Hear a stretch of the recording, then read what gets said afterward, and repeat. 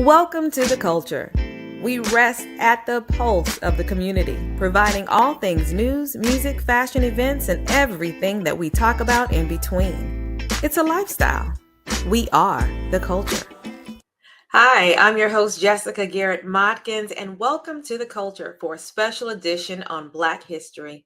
I'm a proud resident and born and bred in a community in Miami called Richmond Heights.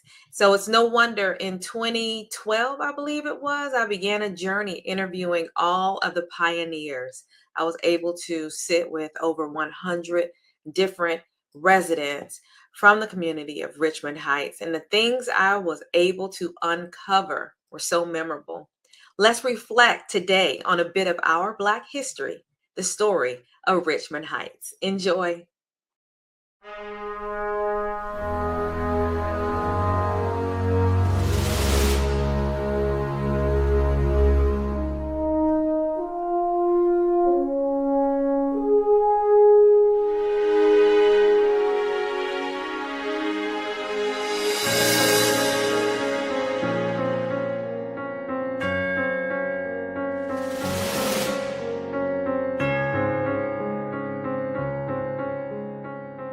It was the 1940s, before any civil rights movement, before Brown versus the Board of Education, before President Harry Truman signed Executive Order 9981 ending segregation in the United States Armed Forces. It was the era of Jim Crow. And Jim Crow essentially was the laws and customs that said we could not be in the same room together. If I was white or someone was black, they couldn't go in the same doors together. They couldn't, even in some cases, they could not look out of the same window. Now, how horrific is that? So we couldn't gather more than 2 to 3. We still had to have permission to walk on the same sidewalks as other whites. We were still expected to be docile, to drop our heads.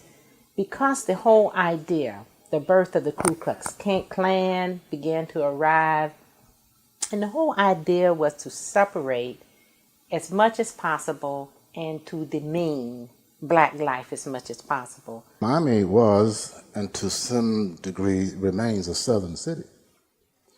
So in the 1940s, Miami was segregated.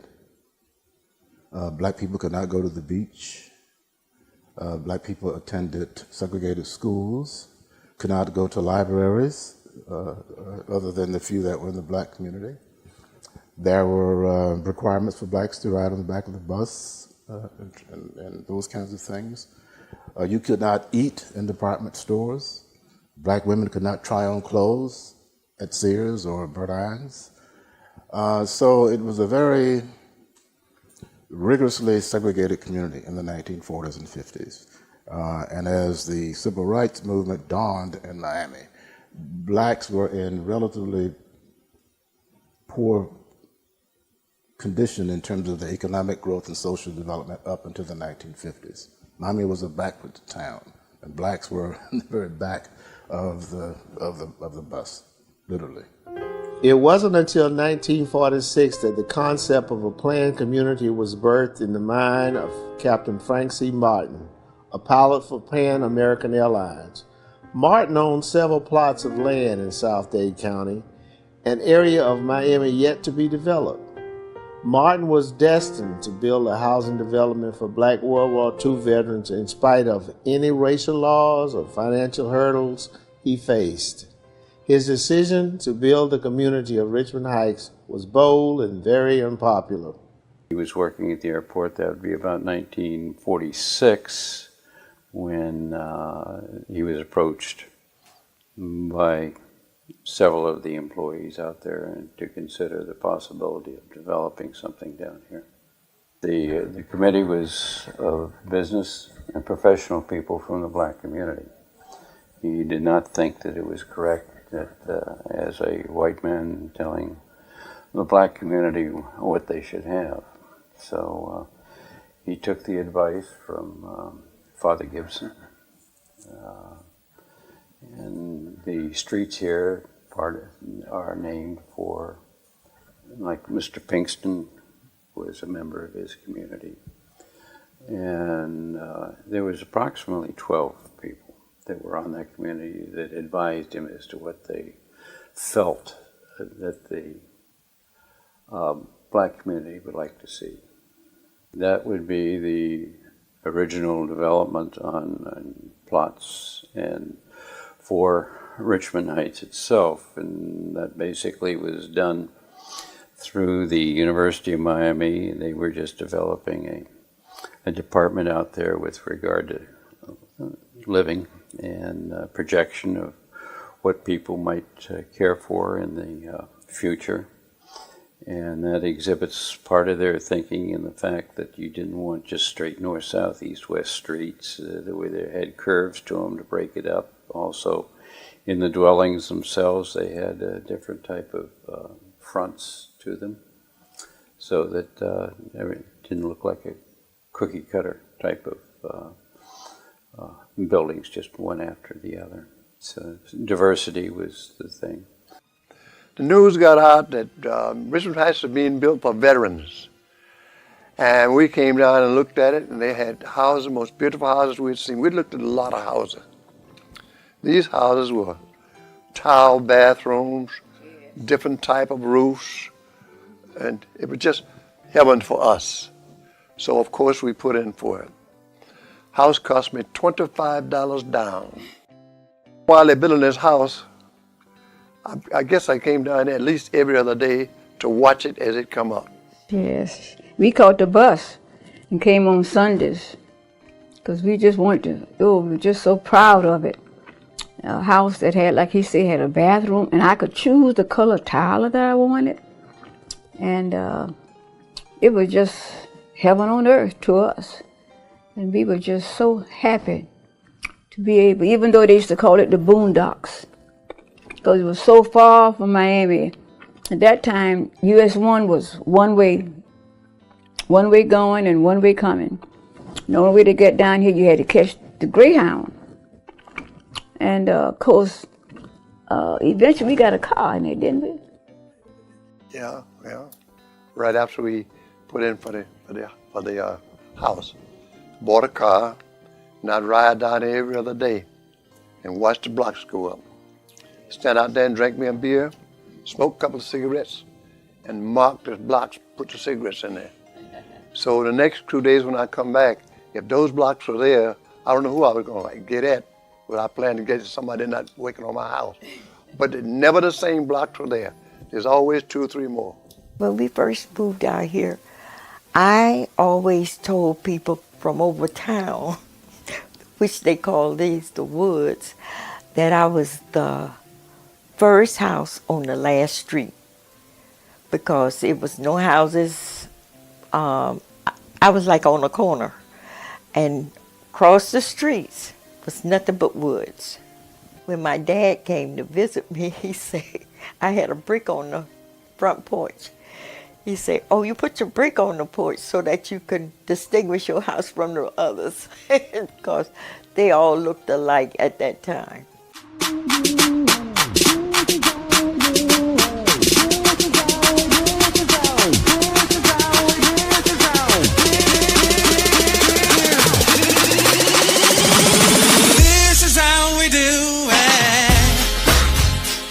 I was at 14920 Jackson Street. I'm between Grimm Drive and 152nd Street. But now when we moved there were no houses. There were only 2 houses to the west of us on Jackson Street and on 149. I was 14920 Jackson Street, and I think it went to 149 280, and that ended that. Those other houses started being built years after we had been there. So Monroe, Jackson, Harrison, Polk, and Tyler were all that first area where the veterans bought those houses. Then when they started building up beyond that, they started doing a different kind of house, and they cost more, and other people were able to come in other than just veterans. For Black World War II veterans, the promise of funding for an education, small business, or home mortgage were great. Thanks to the Servicemen's Readjustment Act of 1944, or commonly known as the GI Bill. Homeownership for blacks also paved the way for voting, although the Voting Rights Act would not exist until 1965. Frank C. Martin did specifically was target African American World War II veterans to live in this community because he knew the GI Bill was there. He wanted to give them an opportunity. The limitations on where black people, especially in Miami-Dade County, could live were oftentimes very restrictive, limited to communities like Overtown, a portion of Liberty City and Brownsville, and of course Coconut Grove. So finding the plot of land that he did gave an opportunity for these folks to move out of very tight-knit situations, maybe moving away from rental apartments into real home ownership. And what home ownership does from a political standpoint is it gives you a reason to vote. Because now your tax dollars are being used to fund things like police and fire and garbage pickup. And if you're not feeling the benefit of those accommodations that the county's supposed to provide, you become a very enlightened voter very quick. You saw a real sort of revolutionary spirit developing amongst the families in Richmond Heights early on as it pertained to politics, because they were kind of stuck on an island, if you will. They were separated from a lot of the rigmarole from downtown and the city of Miami, but at the same time, were expecting some level of benefit for the money that they were spending. You would see Congress people, whether it's Claude Pepper or Dante Vassell, who were longtime congressmen in Miami-Dade County, choosing to spend time in this predominantly black community. They had a self-esteem about themselves that, and really a bravado, if you will, that said, because this is my property, because I own this space and place, I expect to be treated as a man, and I can set my goals and my standards because of the community I live in. And that was the sort of special secret in the sauce that made Richmond Heights such a robust, politically sensitive place. You had all these folks gathered together who were already banding together for things like school and social activities and churches. So it just made a perfect partner to politics. And for the opportunist politician, you could come to one place and know you could gather a rich number of votes that could make all the difference in the world. Dante Vassell knew that to the nth degree, and he knew that talking with folks like the Paramores or Mr. and Ms. Ammons or the Blakeleys would lead to those community leaders spreading the message about the work he was doing. And of course, in turn, you had Richmond Heights residents that benefited from that relationship, whether it was Mr. Pender, who's the pharmacist who started his career working for Dante Vassell in his office, became a security guard and in Congress when he was a student at Howard University, or spilling over into folks, working for the county or working for the city of Miami. You could count on Richmond Heights voting. That's why all these politicians would come out here and try to let you know what they're running for, because you could count on the people in Richmond Heights to really go out to the polls and vote. We were given this privilege, and to us it was an honor. And we were glad to have it, because we know where our parents came from, and we wanted better for our children. The way things happened then politically, we had Ammons, had a big place. Janet Reno got her start right here in Richmond Heights. Dante Vassell also. Donnie Vassell, it was Turner, Hendrick, and Vassell were the attorneys down here. And for the closings and so forth, they would be present, presenting the legal side of things. And Donnie decided that he would run for the state legislature. The fellow that was leaving, it was an uncontested area, so that Dad was all for that, to have someone maybe in the legislature that could help with difficulties down here.